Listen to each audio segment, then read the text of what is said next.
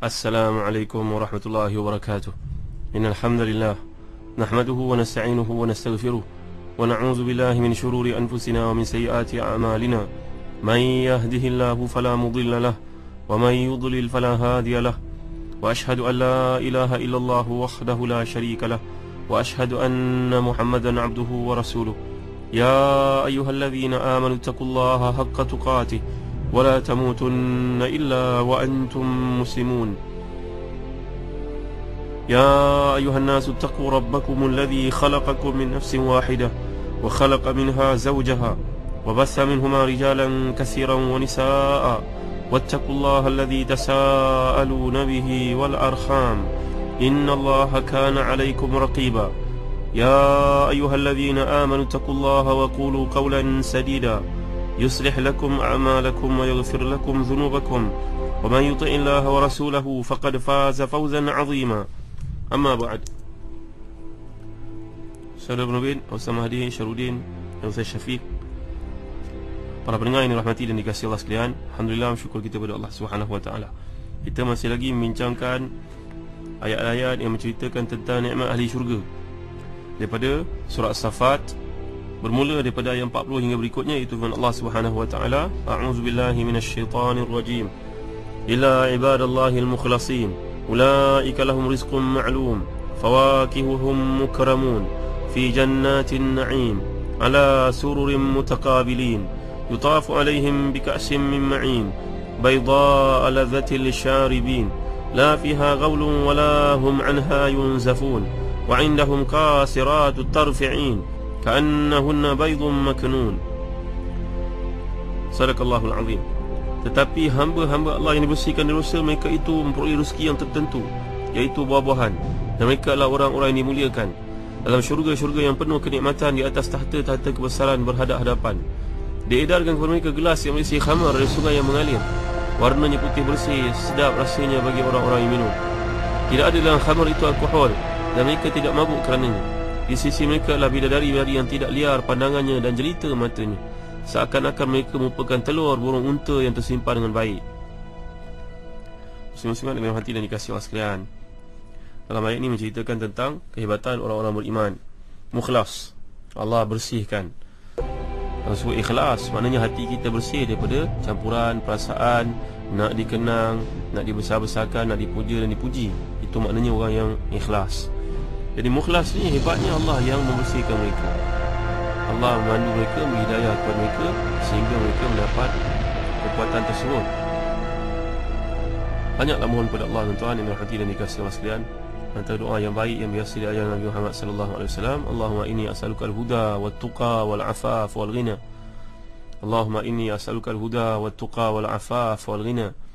Ya Allah, ya Tuhanku, aku mohon kepadamu at-tuqa, tuqa makna ketakwaan, al-huda hidayah, afaf, al-afaf perkataan iffah maknanya kesucian diri, wal ghina, ghina maknanya kaya. Bukannya hidup kita nak melukut tapi gantang mohon daripada orang lain tuan-tuan. Mohonlah kepada Allah Subhanahu wa taala. Mohon kepada manusia ni tak ke mana perginya, mengampu, memohon, minta, mendewa-dewakan orang semata-mata nak dapat kelebihan dunia yang fana ni, tak payahlah tuan-tuan yang dimuliakan Allah sekalian. Mohonlah kepada Allah selalu hidayahnya, taufiknya, rezekinya, keafiatan di sisinya, kerana tiada satu yang lebih istimewa daripada nikmat iman selepas itu melainkan sihat, berbanding dengan sihat. Ikhwati billah, muslim-muslimat yang dirahmati dan dikasihi Allah sekalian, doa yang boleh tuan-tuan peroleh pada Facebook saya, Facebook Ustaz Zahazan Muhammad. Allahumma inni as'aluka al-huda wat-tuqa wal-'afaf wal-ghina. Ya Allah, aku mohon padamu hidayah, aku mohon padamu ketakwaan, aku mohon kepadamu kesucian diri, kehormatan diri, aku mohon kepadamu kekayaan. Bukan minta-minta kepada manusia sehingga jadi hina dan menjadi hamba kepada orang lain tuan-tuan. Jadi ayat ni Allah SWT menjelaskan bahawa mereka mendapat rezeki. Rezeki yang digambarkan buah-buahan, dan telah kita jelaskan pandangan para ulama tafsir. Contohnya pandangan Ibn Jarir Tabari dalam Zadil Masir pun ada menyatakan kenapa spesifikkan perkataan fawakih, antara menunjukkan dia satu nikmat yang kemuncak, dan antara menunjukkan ia sumber kepada kesihatan berbanding dengan makanan-makanan yang lain. Saudara pendengar yang dirahmati dan dikasihi Allah sekalian, kemudian digambarkan oleh Allah Subhanahu wa taala lagi, fi jannatin na'im ala sururin mutaqabilin. Mereka berada dalam syurga yang hebat, ala sururin mutaqabilin, tempat yang tinggi, duduk berhadap-hadapan. Kemudian datang yutafu alaihim bika'sin min ma'in bayda ladzati lisharibin la fiha ghablun wa lahum anha yunzifun. Diedarkan mereka, maknanya sentiasa diedarkan, tak perlu bangun pun, duduk sahaja. Kalau dilihat dalam program-program perjumpaan orang bukan Islam sebagai contohnya, duduk, ada saja tukang menghidang dalam dulang bawa air minuman. Itu nikmat dunia tuan-tuan, dengan perempuannya, dengan perempuan kotornya dalam program-program seperti itu. Tapi di syurga, kelebihannya yang berganda-ganda, yang tidak tolok bandingnya, memang tidak layak langsung nak dibandingkan. Allah gambarkan ke sini, la fiha ghaulun wa lahum anha yunzifun. Mereka yang minum dalam syurga ni tidak akan pening kepala, tidak akan muntah, tidak akan mabuk, tidak akan kencing mengata-ngata macam orang yang tidak ada akal fikiran. Inilah di antara nikmat yang Allah SWT kurniakan dalam syurga bagi mereka yang masukinya minum arak syurga. Saya telah jelaskan pada yang lalu, dibaca oleh para ulama Quran dengan beza-beza wajahnya. La fiha ghaulun wa lahum anha yunzifun wa lahum yunzafun wa lahum yanzifun. Tiga-tiga dibaca kerana merujuk kepada maksud yang dikehendaki oleh Allah SWT di sini, tidak hilang akalnya. Orang yang minum tidak hilang akalnya. Kemudian tambahan kepada nikmat ni dikurniakan isteri-isteri yang cantik jelita. Qasiratit tarfi. Qasirat berkaitan qasara yang mengandungi makna keterbatasan. Keterbatasan maksud kat sini tidaklah melihat kepada orang lain. Ini memang sikap mana-mana manusia pun tidak suka pasangan yang menceritakan kelebihan yang ada pada orang lain. Para pendengar yang dirahmati dan dikasihi Allah sekalian, walaupun yang kita nak ceritakan merupakan ustazah, walaupun kita nak ceritakan itu merupakan seorang ustaz, kita seorang suami nak ceritakan kelebihan seorang ustazah kepada isteri kita, perkara seperti itu tidak disenangi oleh isteri, tuan-tuan. Confirm mana-mana isteri pun tidak senang. Demikian juga kalau seorang isteri nak ceritakan kelebihan seorang ustaz kepada suaminya, disangkakan menggunakan SMS itu tidak khalwat, tuan-tuan yang mulia Allah sekalian, menelpon waktu petang, pagi. Mana mungkin seorang suami yang tidak dayuth, melainkan orang yang dayuth saja yang akan membiarkan perkara tersebut berlaku. Jangan tuan-tuan, dalam kita nak buat satu perkara kebaikan, ditazyinkan, ditalbiskan oleh Iblis.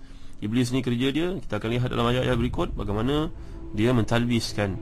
Dalam perkara ibadah tu nampak macam ada padanya pahala, tapi sebenarnya dosa dan noda memanjang-panjang, tuan-tuan. Tak ada noktahnya. Dan bila dah buat, tak reti nak berhenti. Kerana buat maksiat ni, kita akan hook padanya. Ikhwati billah, muslim-muslimat yang dirahmati dan dikasihi Allah sekalian, isteri yang syurga tidak seperti itu. Isteri yang syurga, isteri-isteri yang digambarkan di sini, mereka hanya melihat suami-suami mereka saja. Sebab disebut dalam kitab kita tafsir, contohnya tafsir Zadul Masir oleh Al-Imam Ibn Jauzi, maksud kepada kasiratul tarfi itu dalam merujuk kepada beberapa perkara. Contohnya, annahunna an-nisa qad qasarna tarfahunna ala azwajina fala yanzurna ila ghairihim. Isteri-isteri yang pandangannya memang tidak menjangkau lebih daripada melihat suami-suami mereka. Jadi perkataan qasar ini merujuk juga kepada maksud al-habs. Habs ini maknanya terkurung.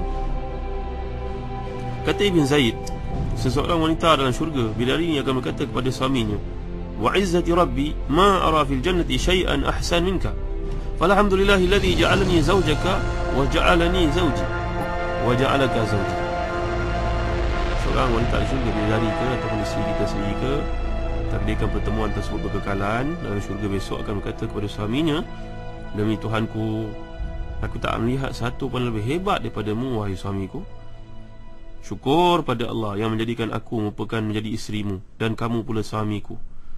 Nah, ni kasihan belas, kasih sayang yang berterusan, rahmah, mawaddah yang ada pada seseorang yang kahwin di dunia atas cinta kerana Allah SWT, bekalan sampai ke akhirat.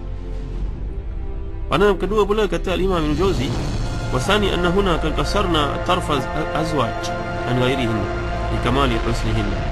Sami'tuhu min Syekh Abi Muhammad Al-Khashab An-Nahwi. Tuan yang mulia kat Allah sekalian, pandangan kedua mengatakan bahawa isteri-isteri ini menyebabkan suami-suami tidak melihat kepada wanita-wanita lain dalam syurga kerana kecantikan yang amat hebat pada isteri-isteri ini. Ikhwati billah, muslim-muslimat rahmati dan dikasihi Allah sekalian, Tapi jangan kat dunia kita buat macam tu. Nak kahwin pilih wanita yang paling cantik. Asasnya cantik. Cantik tu tak berkekalan tuan-tuan. Dia mula dapat anak seorang, dua, tiga, empat, kemudian mulalah wajahnya berubah, kedutnya tambah. Daripada masa itu tidak indah lagi, tidak cantik lagi. Tertipulah orang seperti ini. Bacalah buku Rasul mulia, umat mulia, akhlak mulia, menceritakan perkahwinan seorang salafus saleh yang melihat abangnya sendiri, dua orang, salah seorang berkahwin kerana kecantikan, jahanam hidupnya. Seorang berkahwin kerana harta, jahanam hidupnya. Yang berkahwin kerana agama, berkekalan hidup mereka bahagia. Lagi tuan-tuan dan rahmati dan dikasihi sekalian, ini merupakan pandangan. Kemudian datang perkataan yang Allah gunakan di sini. Perhatikan. Wa indahum qasiratut tarfi 'ain. 'Ain ini kalau kita belajar bahasa Arab, ia adalah jamak daripada aina. Aina ni berarti mata yang terbuka luas. Mata yang terbuka luas. Ini perkataan bahasa Arab kalau kita belajar. Lihat dalam kamus, contohnya kamus Al-Farid. Jadi bila menyebut perkataan ain, kata para ulama tafsir, contohnya Ibn Jarir Tabari menyorot banyak pandangan. Antaranya hisanul uyun, ini merupakan pandangan Mujahid, matanya sungguh cantik. Yang kedua, izamul a'yun, ini merupakan pandangan Suddi, Ibn Zaid dan lain-lain. Izamul a'yun, izam maknanya besar, azim. Yang ketiga mengatakan kibarul uyun hisanuha, kalau izam ni hebat, menarik, menggoda. Itu istilahnya. Kalau kibar, besar, bulat, ini merupakan pandangan Zajjaj. Ka'anna huna baydun maknun, ia merupakan seperti telur burung unta, burung apa, muka sawari. Ini kalau kita belajar bahasa Arab, kita tak ada latar belakang balaghah, maka kita akan rasa pelik. Apa pula samakan perempuan dengan wanita dengan telur burung pula begini. Setelah itu tuan-tuan, ain ini ataupun ain, jamak kataan aina berarti mata yang terbuka luas, cantik ke, menggoda ke, itulah maksud dikemukakan para ulama tafsir. Ia boleh difahami dalam arti kata hakiki dan boleh juga difahami dalam bentuk majazi, kerana Quran ini datang juga dalam bentuk majaz selain daripada hakikah, yang berarti bahawa isteri-isteri ini merupakan wanita yang berpandangan luas, pandangan jauh, bukan seperti orang yang tak berpelajaran tinggi, cakap dengan dia lain-lain dipahami. Jadi isteri-isteri dalam syurga ni merupakan mereka yang kalau nak gambarkan macam kat dunia ni, macam isteri yang berikan terus PhD lah, seolah-olah begitu. Bukanlah kita meremeh-temehkan orang di bawah musawa ataupun level itu, tidak tuan-tuan, tidak. Maksudnya di sini isteri yang terbuka mindahnya, hebat, jadi teman kita dalam syurga, pandangannya, fikirannya yang bernas. Mungkin itu juga pandangan yang seperti dikemukakan oleh setengah para ulama, contohnya Ibn Ashur dan tafsir Tahrir dan Tanwir. Walau bagaimanapun, makna yang pertama lebih jelas daripada dalam konteks penggunaan bahasa Arab. Ain dalam merujuk pada cantik, menggoda. Pendeknya dalam syurga ni, segala yang kita minat, yang kita suka, kita cenderung, itulah yang Allah sediakan. Bahkan lebih daripada itu, fiha ma la ainun ra'at wala udhunun sami'at wala khatara ala qalbi bashar. Dalam syurga besok ada nikmat yang tak pernah terjangkau di fikiran kita, tak pernah terlihat di mata, tak pernah didengar oleh telinga.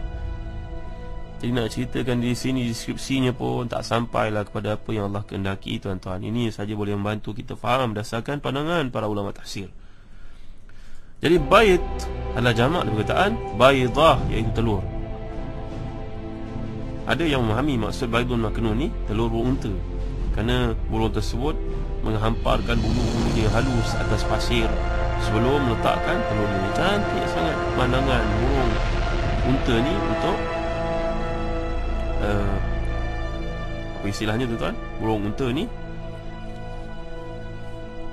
mengeluarkan telurnya. Begitulah agaknya. Burung unta tu sebelum dia mengeram, dia mengeluarkan telur kan. Dia bertelur lah senang. Dia akan letakkan bulunya yang cantik atas pasir. Kemudian telur yang kulitnya cengkerangnya itu yang keluar putih cemerlang, berkilat, dan disertai dengan warna kuning-kuningan, macamlah cahaya rembulan tuan-tuan. Boleh tuan-tuan bayangkan tak? Pergilah ke zoo tuan-tuan, tanyalah kepada golongan Sikh dalam Google ke, surf dalam Google ke, cari tengok macam mana wajah yang dikehendaki sebenarnya. Kerana Quran itu turun kepada orang Arab yang sangat mengagumi perkara itu, maka inilah yang mudah untuk difahami oleh mereka, dan kita kenalah mujahadah untuk memahami.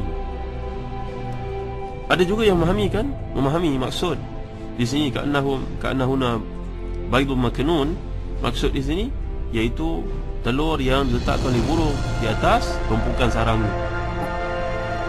Ataupun ada juga pandangan mengatakan bahawa ia merupakan isi telur sebelum disentuh oleh tangan. Jadi nak dikehendaki oleh Allah SWT di sini dari sudut bahasa Arab, kalau kita pelajari, ini adalah satu bentuk tashbih. Tashbih ni tuan-tuan, iaitu kita mengajak seorang untuk berfikir dengan satu gambaran yang senang difahami. Kalau kita ada tashbih kan, dalam ilmu bayan, merupakan perkara yang pertama dipelajari dalam balaghah. Dalam ilmu bayan ni, perkara pertama yang akan kita pelajari iaitu tashbih. Contohnya penyair mengatakan, anta ka syamsi fi dhiya'i wa in jawasta kiwana fi ulu'i makan. Kau ni bagai matahari yang memancarkan sinarnya walaupun kau berada di atas planet yang tinggi, di tempat yang paling jauh, tapi cahayamu tetap sampai. Nak cerita, nak bandingkan seorang itu dengan sifat dermawannya.